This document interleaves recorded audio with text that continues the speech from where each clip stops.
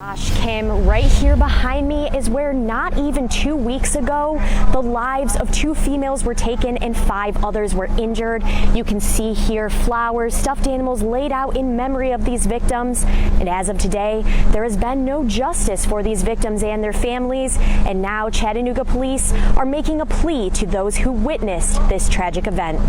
Just 9 days ago, gunfire rained down at these apartments on Grove Street. These families not gonna feel the same ever again. They gotta wake up every day knowing that their child is gone. 7 women were shot and 2 of them died. DeAndre Thomas knows several of the victims' families, and he says they all have one goal. We need justice for these girls, period. We need justice for these families, period.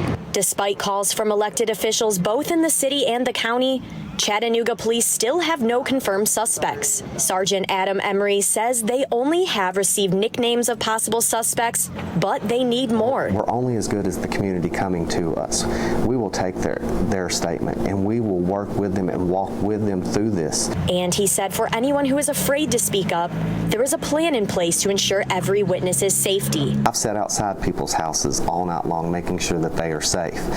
With that said, there's a little less fear in the community when we're able to arrest those that are responsible. And Chattanooga City Safety Coordinator Troy Rogers said they have the funds set aside to do just that. We have a witness support fund that we can help people who come forth and want to help. This is a serious case. He stressed the need for cooperation from the community. I haven't slept good since it happened. So when do we forget about people being humans and life? Somebody got to say something. We need your help. Chattanooga Police also said that anyone who is hesitant to come forward has the option to remain anonymous. They said any information at all will help. Police say community tips were a big reason they tracked down an armed and dangerous homicide suspect just last week. James Ferris, accused of killing a man on Shady Vale Lane last Wednesday. He was shot and killed by a deputy after a two-day manhunt, that is, through Soddy Daisy on Friday. TBI says Ferris pointed a gun at law enforcement and a Hamilton County deputy opened fire. Chattanooga Police say they received dozens of tips immediately after the homicide. There was people that came forward, identified him. We were able to take out warrants. There was people that went a step further in helping us locate him once they knew he had warrants. That's what we need in these other cases. The TBI handling the investigation into Ferris's death, which is protocol. Anyone with information on the Grove Street homicides asked to call Chattanooga Police immediately. The number right there on your screen. It's also posted on our website, newschannel9.com. You can remain anonymous. Last month, we were there when dozens of Walker County parents attended the school board meeting to fight the hybrid schedule. That was 2 days of in-person learning and 3 days at home. As of today, the current schedule is now 4 days in person with 1 day at home. But some Walker County parents say they still aren't satisfied. Dozens of Walker County parents came to the school board last month fighting the hybrid schedule. This is a decision that we're making that can change, and it will change based on the data. Walker County parent of 4, Will Gaither, is pleased with the change, but says it's not enough. It didn't really make sense then, and still doesn't now, as to why our kids aren't back in school 5 days a week, just like every other surrounding county. And Gaither is not only concerned from his children suffering learning loss, but says having his kids home has challenges. Even 1 day a week is difficult to change things up, move meetings, and just plan to be home with them. By going 4 out of 5 days, that's a 20% reduction in education time. Ben Bradford is a parent of 4. He agrees with Gaither.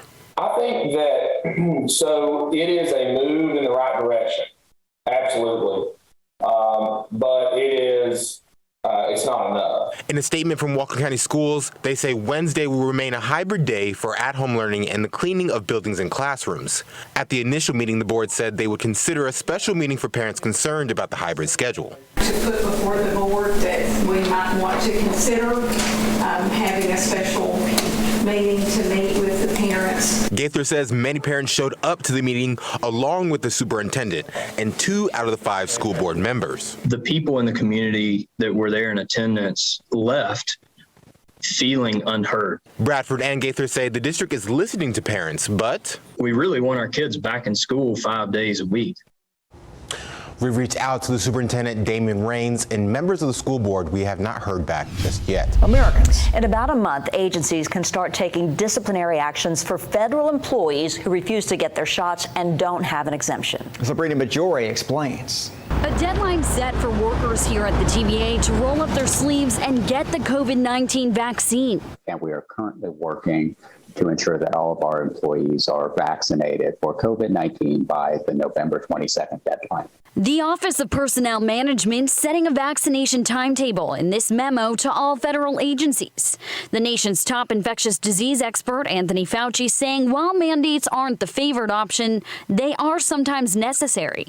Mandates do work, and sometimes people just need a little bit of a push to do something for their own benefit. This OPM memo sets November 8th as the deadline for federal employees to get their second shot in order to be fully vaccinated by November 22nd. And starting November 9th, employees who fail to do so can face consequences like short-term suspension or termination. The timetable applies to all federal employees, including here at the federal court, but it's uncertain whether they'll apply to postal workers. We will turn the tide of COVID-19. The American Postal Workers Union saying the Biden mandate for federal employees, quote, does not expressly apply to them, but that they are monitoring the development of other rules that will impact any business which employs more than 100 people. We have the links to these guidance as well as important dates for federal employees to remember on our website, newschannel9.com.